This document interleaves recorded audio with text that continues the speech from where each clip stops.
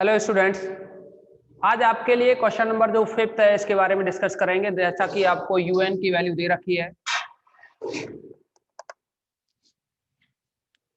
UN की जो value है यानी nth टर्म आपको दे रखी है यहाँ u n equal to 2 square 4 square 3n minus 1 square साथ में 3n plus 1 square 2 square 4 square के बाद में ये डॉटेड लगा हुआ है। ओके, यहाँ 3n minus 1 square 3n plus 1 square upon में 3 स्क्वायर 3 स्क्वायर और ये 3n square and 3n square. ये आपको यूएन की वैल्यू दे रखी है। अब आपको करना क्या है, देखेंगे यहाँ की दो सीरीज चल रही है नीचे और दो ही सीरीज चल रही है ऊपर। देखो, दो का वर्ग, दो के बाद में दो का वर्ग, देखो दो का वर्ग 4 का वर्ग, यहाँ दो का वर्ग 4 का वर्ग के बाद 5 का वर्ग 7 का वर्ग, इस तरह से। तो यानी दो सीरीज तो ऊपर चल रही हैं और दो ही चल रही हैं कहाँ, नीचे। तो इसको सॉल्व करोगे तो आप यानी un प्लस 1 निकालोगे ना आप इसमें। जैसे ही आप un प्लस 1 निकालेंगे तो ये बना 2 स्क्वायर 4 स्क्वायर और ये है 3n minus 1 square 3n plus 1 square.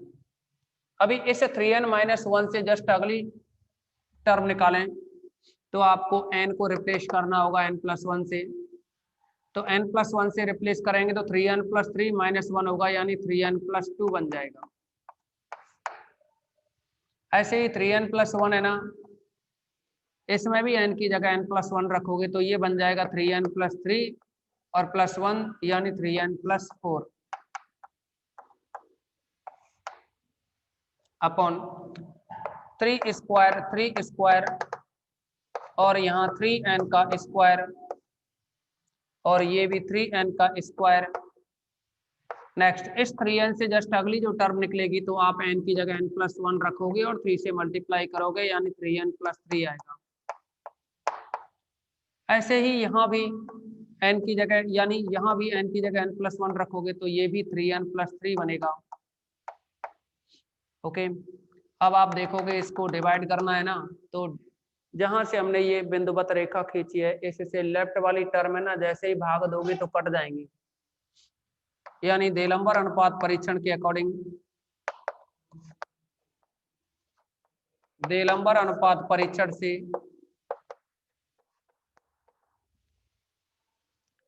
un upon un plus 1, तो ये टर्म कैंसिल हो जाएगी, ऊपर एक बचेगा, एक में भाग दोगे इसका तो ये टर्म उल्टी हो जाएगी ना, ये यानी 3n प्लस 3 3n प्लस 3 का स्क्वायर और ये जो 3n प्लस 3 स्क्वायर है ये ऊपर चला जाएगा और 3n प्लस 2 स्क्वायर और ये 3n प्लस 4 स्क्वायर ये अपॉन में आ जाएगा। ओके, किसी भी स्टूडेंट को कोई भी डाउट्स हो तो बताएं।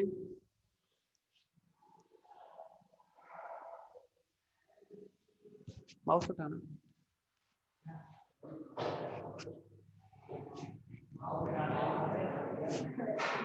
यहाँ रख दो।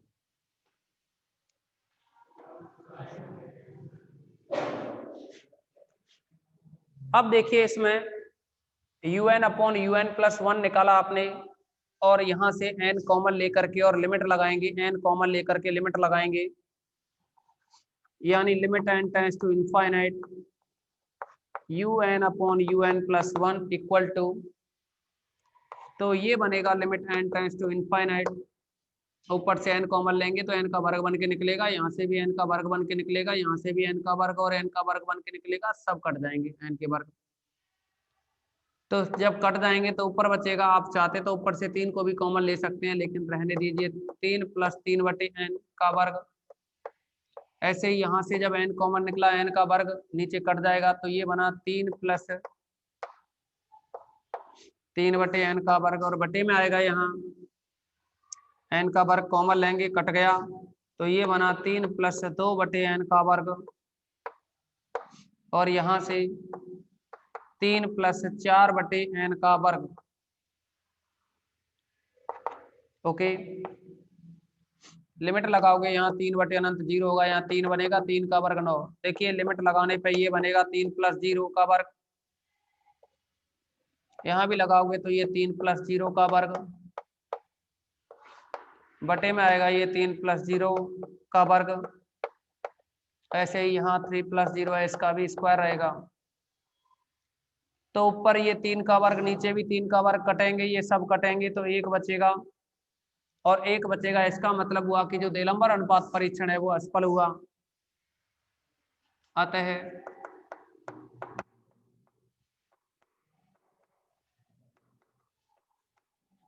देलंबर अनुपात परीक्षण असफल।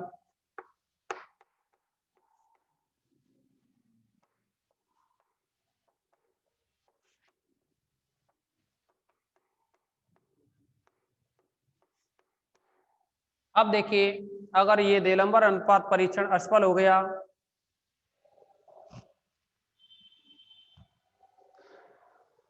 ललित, क्या प्रॉब्लम आई भाई इसमें, रिपीट कर देंगे लेकिन फिर भी ये बता दो कि ये प्रॉब्लम है थोड़ा सा। अच्छा, देलंबर अनुपात परीक्षण असफल होता है तो आपको बताया हमने कि रावी परीक्षण लगाते हैं, तो आप यहाँ रावी परीक्षण का यूज करोगे।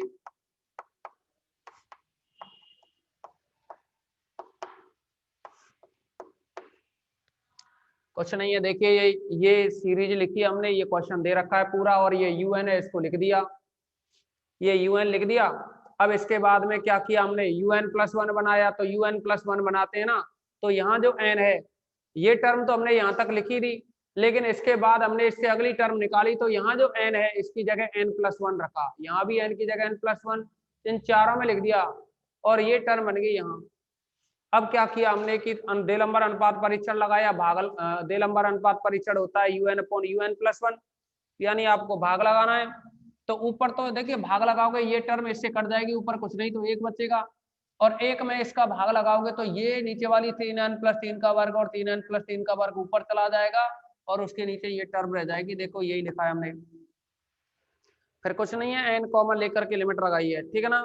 लिमिट लगाई, 1 आया तो फिर टेस्ट फेल हो गया, और ये टेस्ट अगर फेल हो गया तो फिर रावी टेस्ट लगाएंगे। तो रावी के बारे में आपको पता ही है कि UN/UN+1 और इसके सामने n और होता है।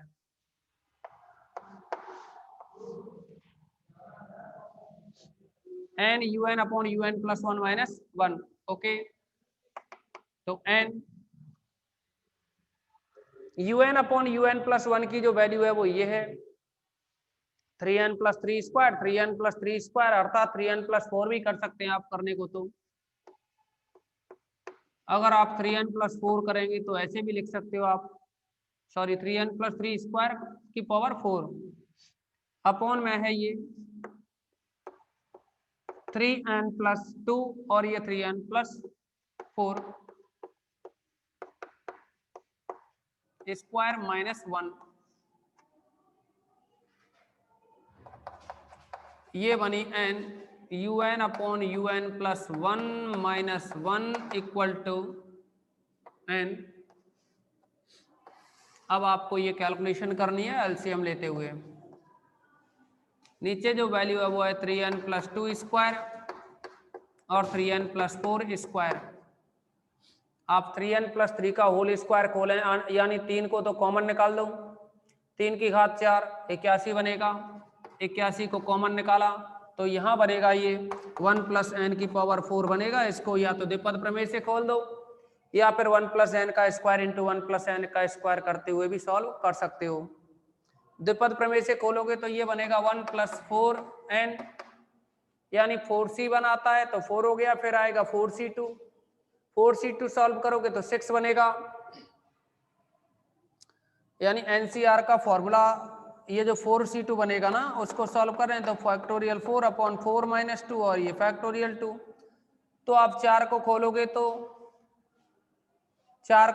तो 4 गुणा 3 गुणा 2 बनता है, और इस 2 को खोलोगे यहाँ 2 बनेगा, यहाँ 2 बनेगा, तो 2 को 2 गुणा 2 ही लिखोगे। इस 2 से आप इसको 4 को काट सकते हो, 3 गुणा 2 6 बचेगा यहाँ, आगे n²। फिर आप खोलोगे इसको तो फिर नेक्स्ट टर्म आती है 4c3। देखिए 4c1 का मान तो 4 हो गया, 4c2 की वैल्यू हो गई 6। अब अगला आता है 4c3 आता है, तो 4c3 को करोगे तो उससे 4 ही बनेगा, NQ प्लस में N4 ये बना। लेकिन देखिए इसको हम यहाँ नीचे लिखेंगे दोबारा से, जगह कम पड़ जाएगी। Okay,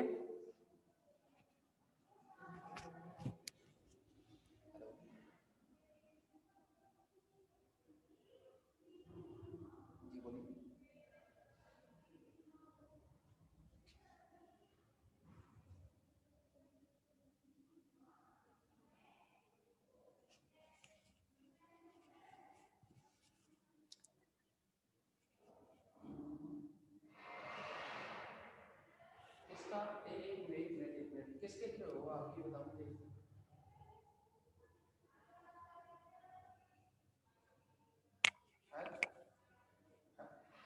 health insurance policy.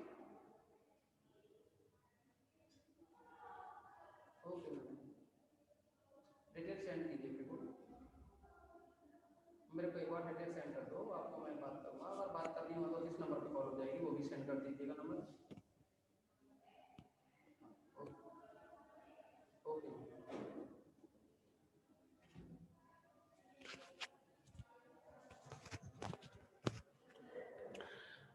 देखिए इसकी कैलकुलेशन थोड़ा नीचे करते हैं, बड़ी हो जाएगी इसकी कैलकुलेशन, या एक बार आप इसका स्क्रीनशॉट लें, सभी इसका स्क्रीनशॉट लेंगे।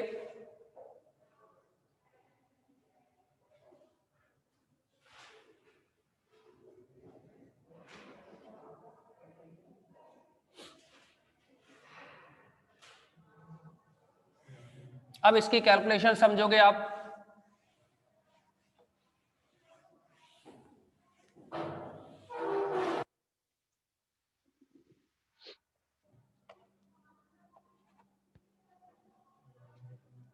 ये बन जाता है यहां n un upon un plus 1 minus 1 equal to n। इसका एलसीएम बनेगा 3n plus 2 square, 3n plus 4 square, 3n plus 2 square, 3n plus 4 square. Okay, अब ये इस टर्म का मल्टीप्लाई होगा 1 के साथ, और एक काम करते हैं इसको नीचे सॉल्व कर लेते हैं। 3n प्लस 2 स्क्वायर और जो 3n प्लस 4 का स्क्वायर है, इसकी कैलकुलेशन कर लेते हैं हम यहाँ। आप देखेंगे a प्लस बी का होल स्क्वायर से ये बनेगा 9n स्क्वायर प्लस का 12n plus 4, 9n square plus 24n plus का 16। इनके भी मल्टीप्लाई करोगे तो ये बनेगा 81n4। इसका मल्टीप्लाई यहां करेंगे 24 इंटू 9, 24 इंटू 9, तो n क्यूब वाली टर्म आएगी। 24 इंटू 9 करोगे तो n क्यूब आएगा, और 12 इंटू 9 करोगे तो भी n क्यूब बन जाएगा। 12 इंटू 9 प्लस का 12 इंटू 9। ओके, अब इसको सॉल्व करें आप तो ये बनेगा 3 इंटू 12 इंटू 9, इतना बन जाएगा। अब इसको भी मल्टीप्लाई करें। देखिए ऐसा किया हमने, 9 और 12 को कॉमन लिया, 9 12 कॉमन लेंगे, 2 प्लस 1 3 और आ जाएगा यहाँ, ठीक है ना। ये बना 36 इंटू 9,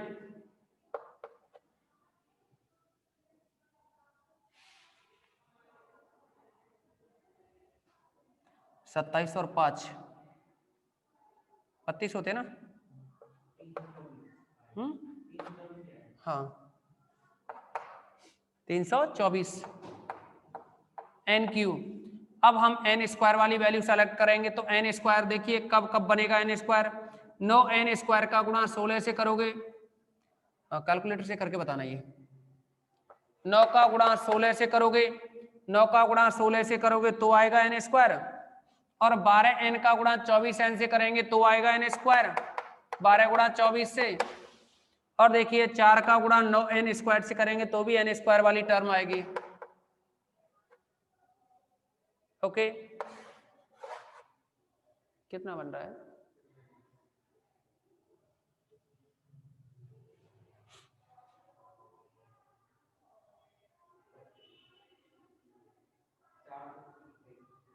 चार सौ,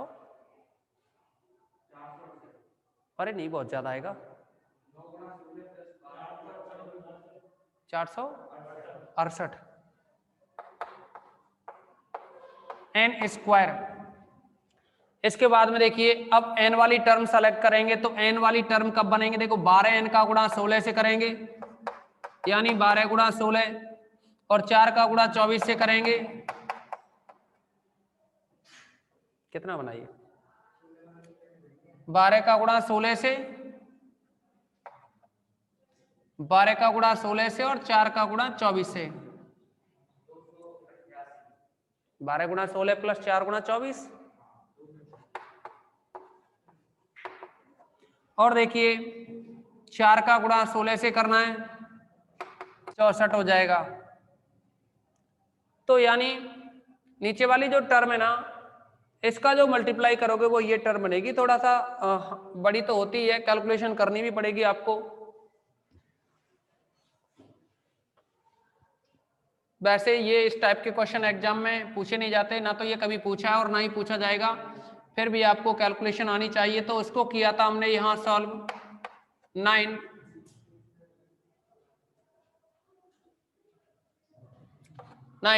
और वहां n+1 की पावर 4 बना था, यानी 1 + 4n + 6n स्क्वायर प्लस, थोड़ी देर पहले ही आपको बताया था ये प्लस का,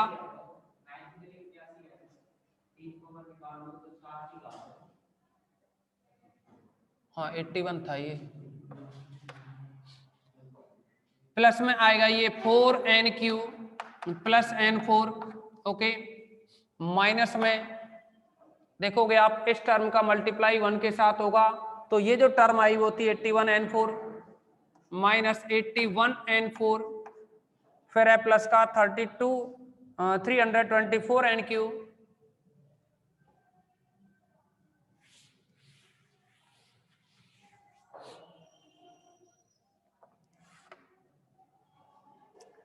प्लस का 324n³ plus 468n square plus का 288n माइनस प्लस 64,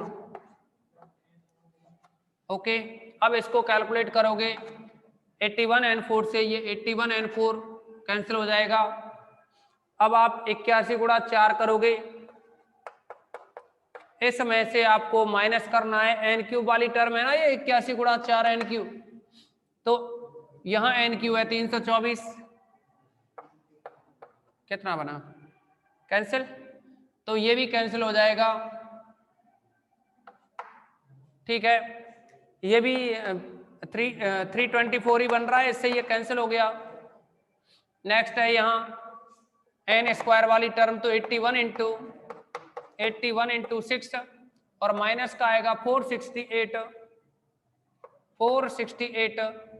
तो आप देखोगे ये 486 ये है और यहाँ 468 है, माइनस करोगे तो 118 रहा, ये प्लस का 18 आएगा, तो यानी ये बना n, ऊपर तो आया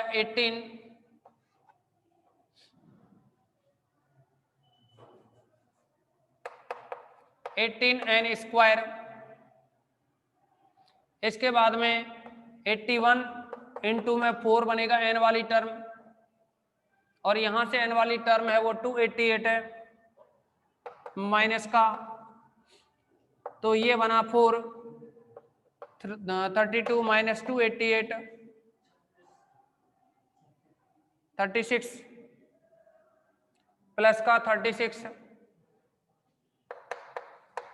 n, और ये यहाँ 81 और माइनस का आएगा 64, 81 माइनस 64, तो ये आप माइनस करोगे 7 1 प्लस का 17, अभी अपॉन में जो टर्म है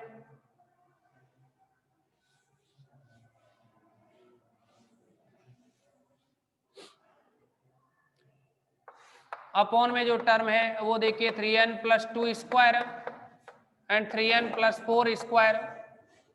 आप यहां समझेंगे n स्क्वायर कॉमन आएगा, n स्क्वायर कॉमन आएगा, नीचे n4 बनेगा, नीचे n4 बनेगा, ऊपर n3 बनेगा, तो n3 नीचे n4 तो 1 अपॉन n आएगा, 1 अपॉन n को इनफाइनाइट रखोगे तो 1 अपॉन इनफाइनाइट 0 बना देगा ना पूरे को।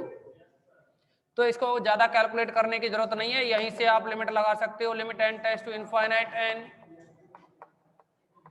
un upon un plus 1 minus 1 equal to limit n tends to infinite, limit n tends to infinite, या इनफाइनाइट लगाने की जरूरत नहीं है, डायरेक्टली आपको बता दिया ये 0 आएगा। ओके, और 0 क्या है, लेस देन 1 है, 0 लेस देन 1। तो अगर 0 1 से छोटा है तो आपको पता है श्रेणी क्या होती है, अपसारी, तब सिग्मा un अपसारी है।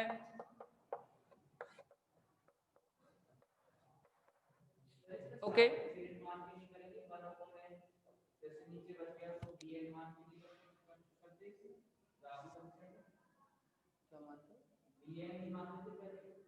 अरे दिलंबर के बाद में दिलंबर के बाद में bn की क्या जरूरत। अच्छा, यहाँ दिलंबर में थोड़ी लगाते हैं, un अपॉन bn में थोड़ी लगाते हैं।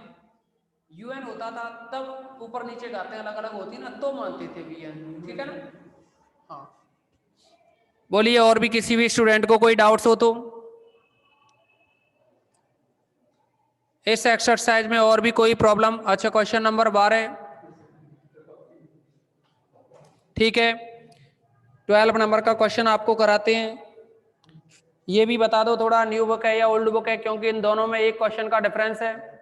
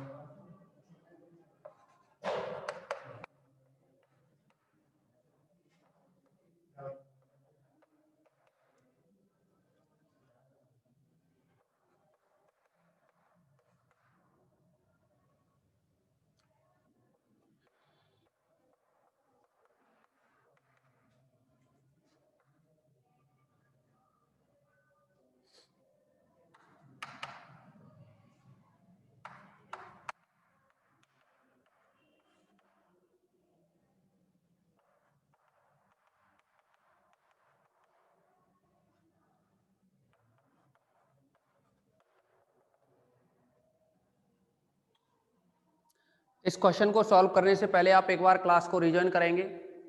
ओके,